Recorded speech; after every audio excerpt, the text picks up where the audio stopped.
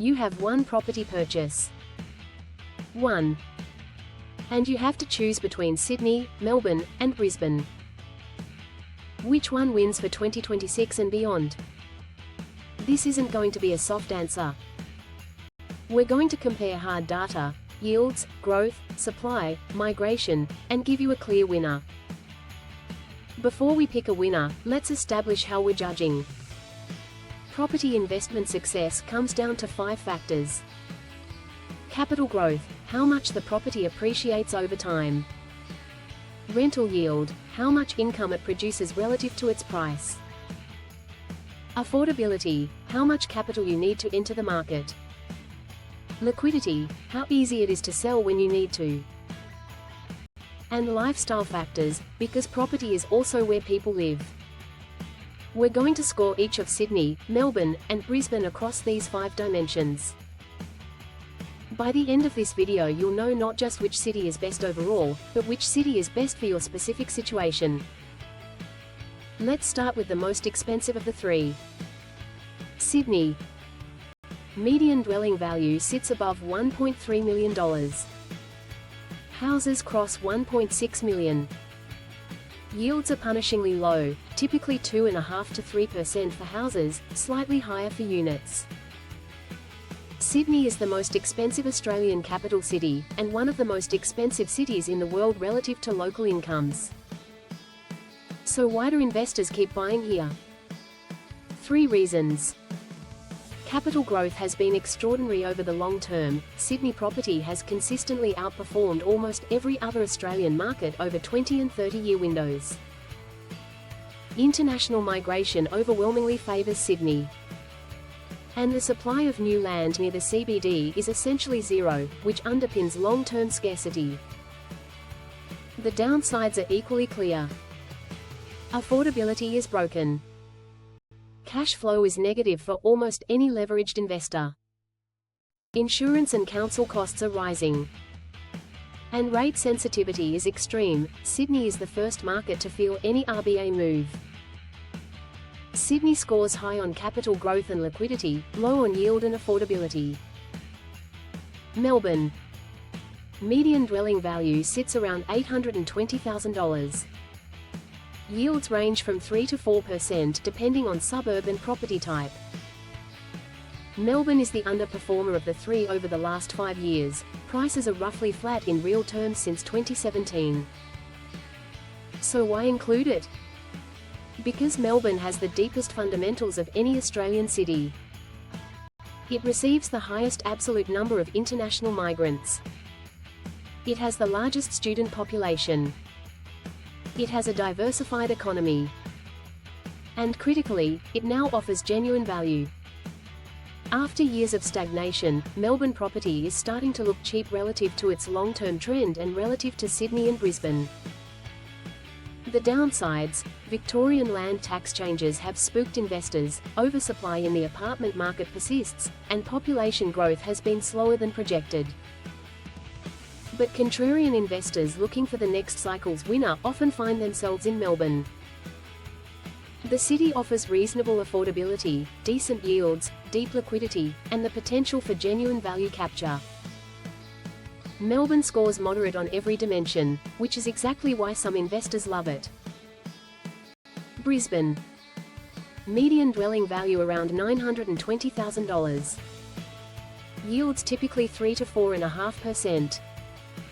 Brisbane has been the dominant story of the early 2020s. Prices have doubled in some suburbs since 2020. The drivers are well known. Interstate migration from Sydney and Melbourne.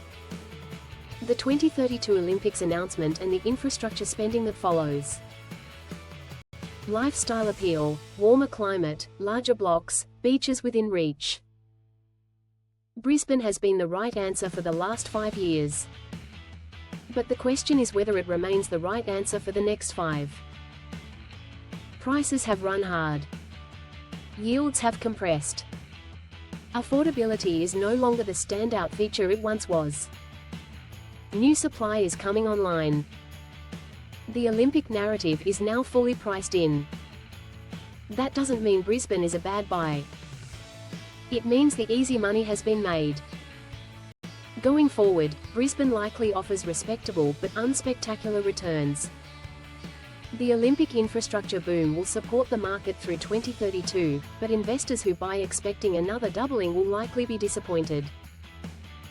Brisbane scores well on growth to date and lifestyle, moderate on yield, and weakening on affordability.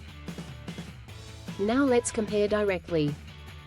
For pure capital growth potential over the next 10 years, Melbourne probably has the most upside because it's starting from the lowest base. For yield, Brisbane edges ahead slightly. For affordability of entry, Melbourne wins comfortably. You can still buy a quality property under $700,000. For liquidity in any market condition, Sydney is unmatched. Properties always find buyers. For lifestyle, Brisbane scores highest for most demographics, particularly families and retirees. There is no universal winner. The right city depends on what you need from the investment. Are you investing for cash flow? Brisbane. Investing for long-term growth from a low base? Melbourne. Investing for the safest possible long-term asset that you can always sell? Sydney. The mistake most investors make is asking which city is best in absolute terms. The right question is which city fits their specific strategy. If you force me to pick one city for a first-time investor entering the market in 2026 with a budget of around $800,000 to $1 million, my answer is Melbourne. Here's why. Melbourne offers the deepest discount to long-term trend, the strongest migration fundamentals, the most diversified economy, and the lowest entry price. The risk-reward looks the most favorable of the three cities right now. Sydney is too expensive for most first-time investors. Brisbane has had its run and now offers compressed yields with reduced upside. Melbourne is the contrarian pick. It's the city most investors are ignoring right now, which is often exactly the right signal in property. The next 5 to 7 years could see Melbourne outperform, and the data supports that thesis. If you can't afford prime Sydney, Melbourne, or Brisbane property, here's a strategy most investors miss. The second-tier suburbs in the strongest capital city often outperform first-tier suburbs in weaker cities. A middle-ring suburb in Sydney will typically beat a premium suburb in Hobart over a 15-year holding period, despite costing similar amounts. The reason is straightforward: strong cities have stronger underlying fundamentals across every metric. Population growth, employment, infrastructure investment, migration.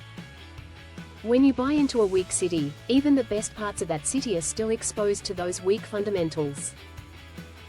When you buy into a strong city, even modest suburbs benefit from the rising tide. This isn't to say Adelaide or Perth can't outperform, they can and have at various points.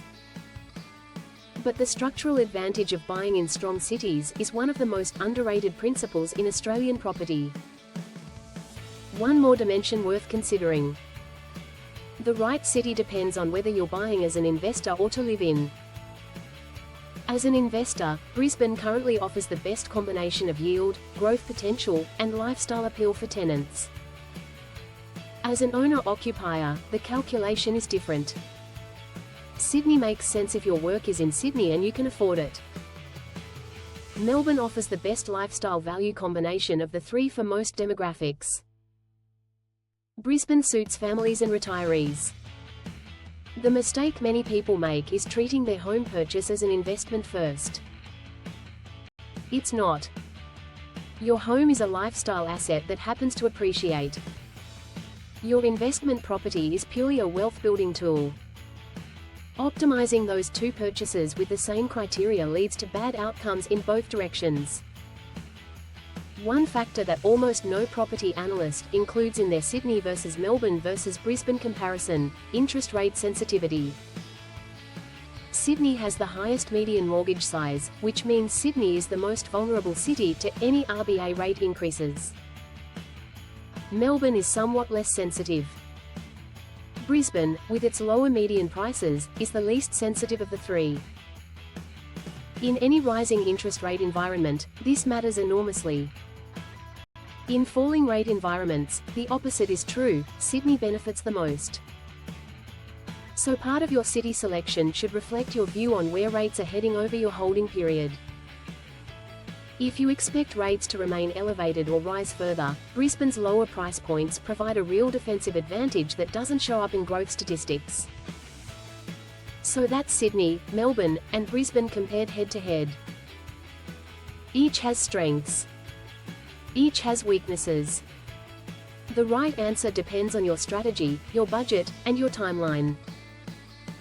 If you found this useful, hit subscribe. We break down Australian property markets every few days. And if you want to know which Australian cities are absolutely booming outside of these three capitals, click the video on screen. We'll see you in the next one.